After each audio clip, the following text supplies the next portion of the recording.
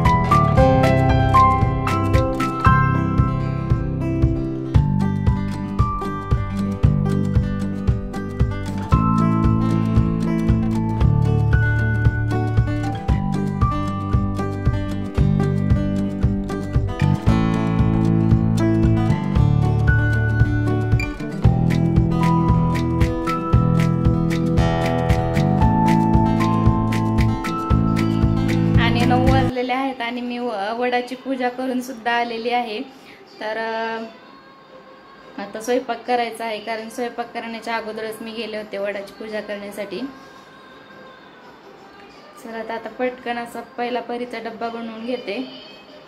लवकरच जाऊन आलेली आहे, कारण डेट होऊन गेलेली होती, कधी पण होऊ शकतं म्हणून म्हटलं झालेलं नाही आहे तर पटकन जाऊन येऊया सगळ्यात अगोदर, आणि त्याच्यानंतर मग आपली रोजची कामं तर असतातच तर ती करून घ्या.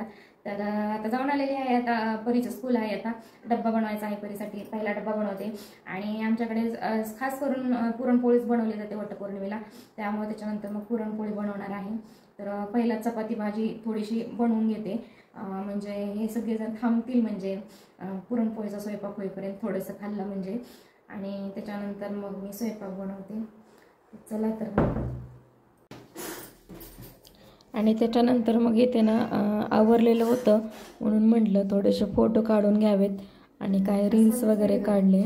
तर तसे तर आमचे फोटो ना कधी नसतातच जास्त जोडीने, अलीकडे मी थोडेफार तरी काढते, नाही तर पहिल्या तर बिलकुल फोटो असं म्हणजे फोटोचं वगैरे असं जास्त वेळच नव्हतं.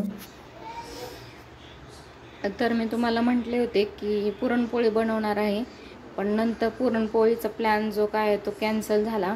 सगळेजण म्हणायला लागले, म्हणजे हे दोघंही म्हणायला लागले, दक्ष आणि त्याचे पप्पा, की पुरणपोळी नाही खाणार आम्ही, आम्हाला नको आहे. तर मग अशा पद्धतीचा मेनू बनवलेला आहे.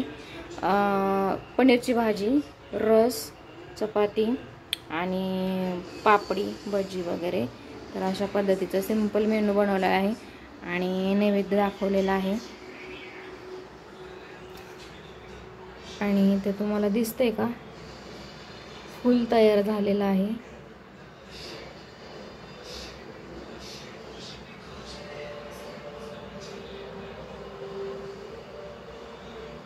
हे कॅमेऱ्यामध्ये व्यवस्थित दिसतच नाही, पण ॲक्च्युअलमध्ये खूप छान असं जास्वंदीचं फुल असल्यासारखं दिसतंय ते.